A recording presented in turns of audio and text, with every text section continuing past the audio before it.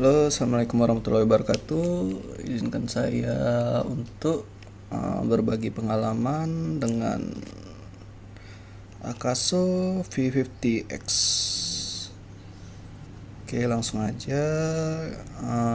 Pertama, ini action cam pertama saya. Kemudian awalnya saya bingung antara memilih ini atau Brika B Pro 5 AE3S.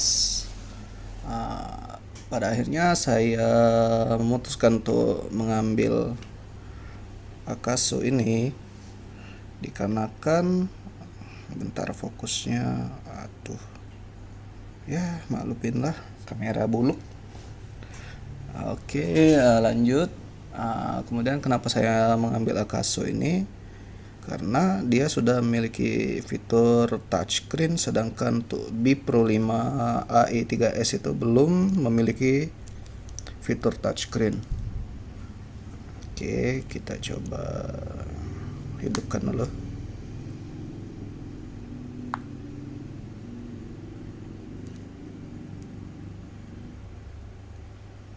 Oke. Oke, lanjut aja. Kemudian untuk harganya ini saya beli kemarin seharga 1,6 juta di official store-nya Akaso di Tokopedia. Untuk paket pembeliannya ini terbilang cukup lengkap ya. Dia selain kameranya ini sendiri, dia dia diberikan dua buah baterai yang ya berguna lah, biar kita nggak pusing tuh charger lagi. Terus dapat chargernya juga,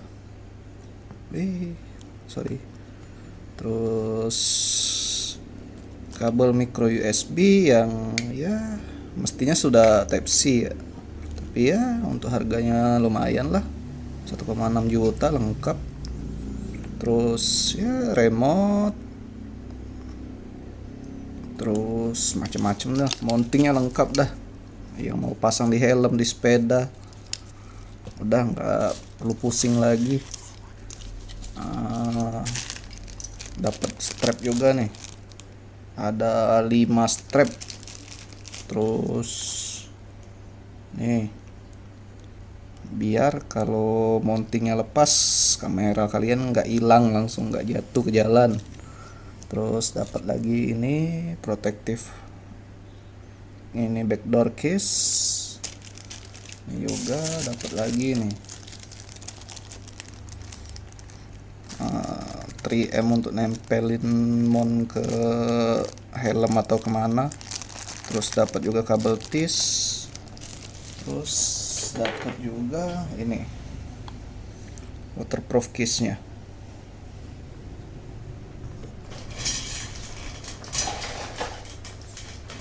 Terus ini lihat dari reviewer lain ya tentang kamera ini, katanya sering ngalamin masalah di memorinya. Tapi di sini saya belum sama sekali itu nemu masalah memori yang minta diformat terus lah, yang low speed lah. Sini saya makai SD card memori SanDisk Ultra. Ini yang merah, yang 64 GB. Oke. Untuk kapasitas memori eksternal yang bisa dipakai ini belum tahu ya. Cari-cari di internet, browsing, ada yang bilang maksimalnya 64 GB. Ada yang bilang juga 128 GB itu bisa. Cuman untuk saya sendiri baru coba yang 64 GB. Nggak punya tuh memori 128. Oke, ini kita pasang lagi. Nih, kalau mau lihat ini shutter buttonnya untuk rekam atau ngambil foto. Ini kayaknya mikrofon deh. Nih, slot memori untuk charging atau connect ke komputer pakai micro USB. Ini mini HDMI. Terus di bawahnya ini untuk colokan kalau mau mounting ke tripod. Ini baterai door. Ini untuk memilih menu sama menghidupkan wifi. Ini ada speakernya juga ya, lensanya. Oke, untuk menghidupkannya tahan ini sampai dia hidup.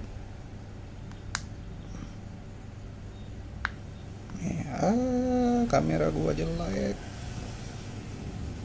Fokus. Nih, untuk rekamannya maksimal ada di 4K 30 fps.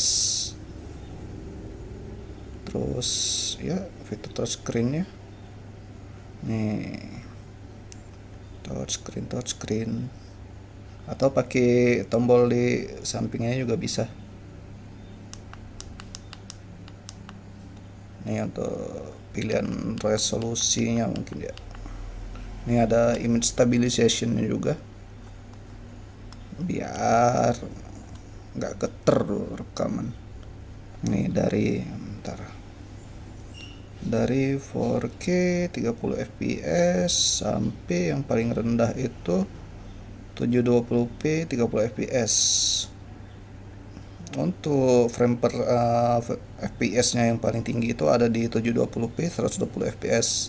Sedangkan untuk 4K-nya hanya 30 fps.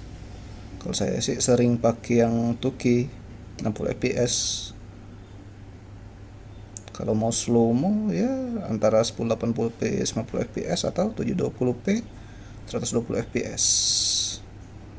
Oke.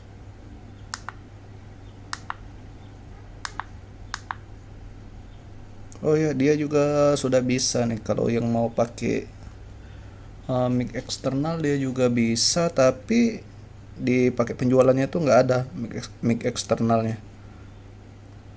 Selain itu dia cuma bisa pakai ini port micro USB-nya untuk nyambungin ke mic eksternal. Jadi kalian harus pakai mic yang sudah langsung port micro USB atau pakai dongle. Oke, untuk mode perekamannya itu nih, ntar ada foto, self timer, burst foto, time lapse, video, slow motion. Nah, ini nggak tahu nih, belum dicoba semua. Kalau saya mah mode video aja udah. Oh iya, alasan saya beli action cam ini untuk alat dokumentasi kalau di jalan. Kalau terjadi apa-apa kita punya bukti tuh di jalan. Oke, untuk kualitas perekamannya nanti bisa kalian lihat setelah video ini ya. Nanti dibandingkan tuh antara resolusi tertinggi, terendah, fps tertingginya. Oh ya, tambahan untuk perekaman malamnya bukan disarankan sih, wajib pakai yang fps-nya paling rendah biar tetap kelihatan. Kalau dia di atas 30 fps udah nggak kelihatan apa-apa tuh di rekamannya. Terus setelah beberapa hari menggunakan juga ini kamera kalau dipakein protektif waterproof case-nya ini suara yang direkam itu nggak kedengeran. Iya sih, namanya juga waterproof kan.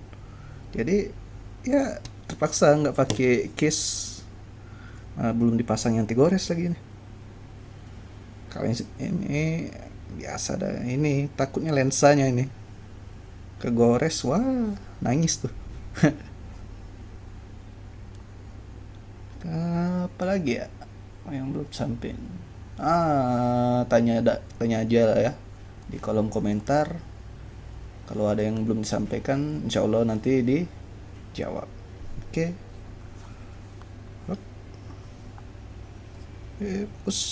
Oke, terima kasih.